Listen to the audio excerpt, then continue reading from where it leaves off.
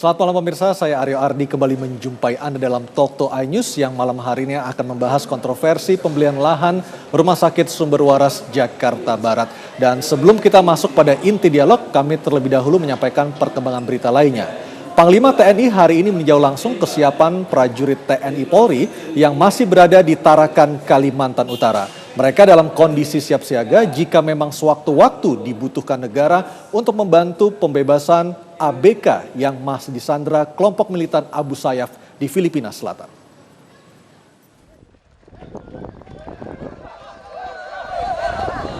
Panglima TNI meninjau langsung kesiapan ratusan prajurit TNI dan Brimob Polri di lapangan udara Makolanut, Tarakan, Kalimantan Utara, Senin siang tadi. Para prajurit ini dipersiapkan untuk menjalankan tugas membantu tentara Filipina membebaskan para WNI yang disandra kelompok Abu Sayyaf. Untuk mengecek kesiapan, kemudian menganalisa, kemudian memberikan petunjuk-petunjuk apa yang harus dia lakukan. Tadi saya sampaikan kepada pasukan-pasukan bahwa mereka adalah pasukan-pasukan terpilih. Salah satu tempat daerah persiapan adalah di sini. Karena sini paling dekat, tapi tempat lain saya siapkan. TNI siap memberikan dukungan kepada pihak militer Filipina sewaktu-waktu jika diperlukan. Selain menyiapkan 4 buah helikopter, Super Puma dan Helipel, kini pihak TNI khususnya Angkatan Laut sudah menempatkan 2 buah kapal perangnya di perairan laut perbatasan Indonesia-Filipina. Dari Tarakan, Kalimantan Utara, Usman Kodang memberitakan. Pemirsa, sidang paripurna DPRD Kabupaten Ogan Ilir, Sumatera Selatan berlangsung ricuh. Kericuhan terjadi saat Wakil Ketua DPRD dari fraksi PDI Perjuangan membacakan surat keputusan Mendagri Cahyokumolo yang mengangkat PLT Bupati Ilyas Panji Alam sebagai Bupati definitif.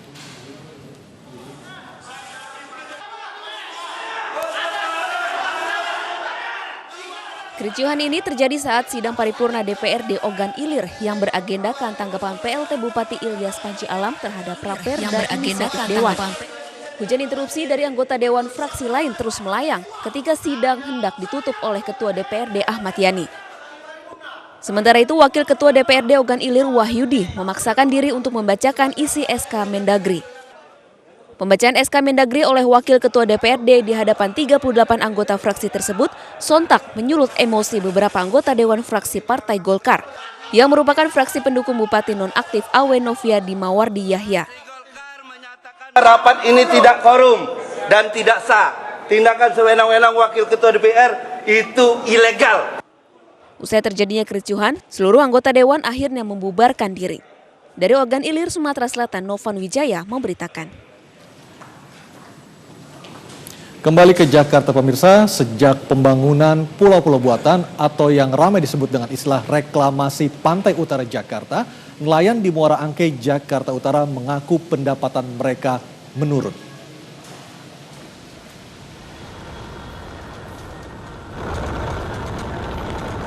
Sejak adanya mega proyek reklamasi Teluk Jakarta, banyak dari nelayan di kawasan Muara Angke, Jakarta Utara mengeluhkan karena turunnya pendapatan mereka. Penurunan penghasilan bahkan mencapai angka 50%. Polemik proyek reklamasi Teluk Jakarta ini mencuat setelah adanya kasus korupsi yang menjerat salah satu pengembang kawasan ini, yakni PT Agung Podomoro Land. Tak hanya mengganggu mata pencaharian nelayan, namun reklamasi ini juga merusak ekosistem yang ada.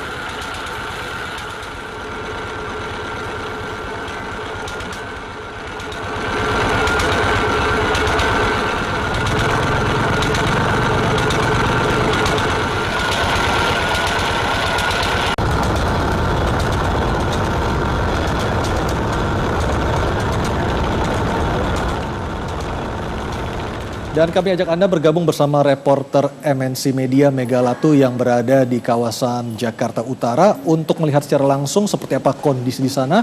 Mega, pasca demo besar-besaran kemarin yang dilakukan oleh nelayan, seperti apa aktivitas dari proyek reklamasi di Pantai Utara Jakarta?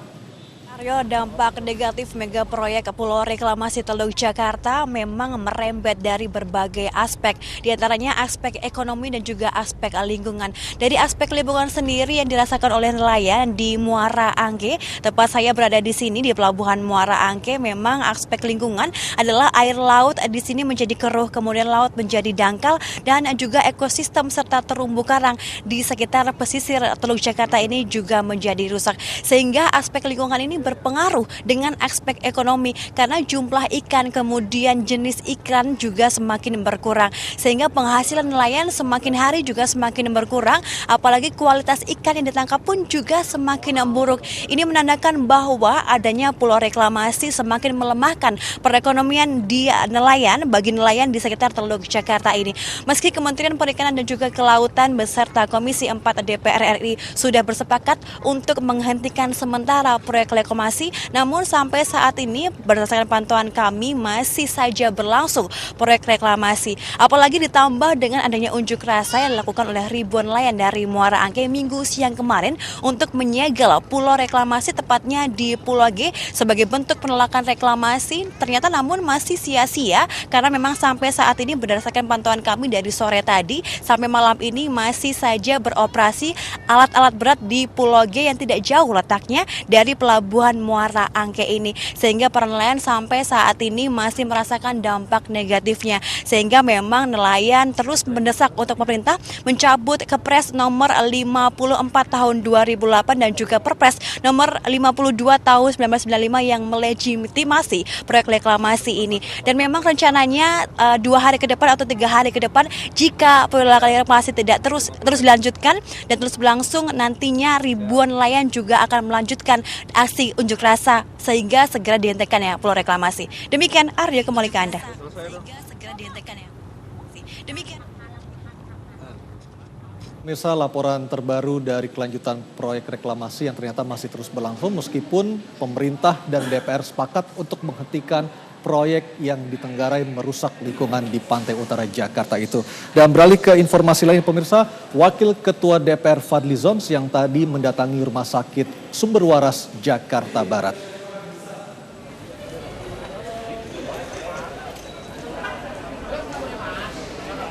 Didampingi Direktur Utama Rumah Sakit Sumber Waras Abraham Teja Negara, Fadlizon meninjau batas-batas mana saja dari lahan di Sumber Waras yang dijual ke pemerintah Provinsi DKI Jakarta.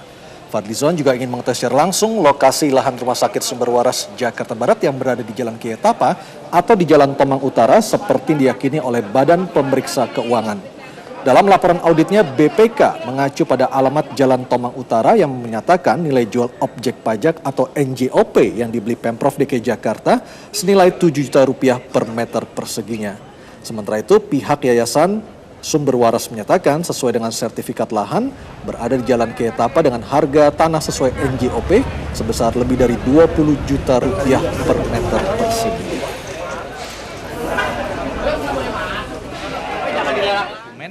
Dengan realitasnya, terutama yang menyangkut tadi ada yang belum dipecah PBB-nya. Kalau dari sisi dokumen PBB-nya memang masih satu di Jalan Kiai Tapa di dokumen PBB-nya. Pak, terkait rasa. Dan pemirsa, apa saja fakta yang didapat Wakil Ketua DPR Fadlizon saat berkunjung ke Rumah Sakit Sumber Waras Jakarta Barat siang tadi? Kami akan membahasnya dalam Talk to iNews usai pariwara.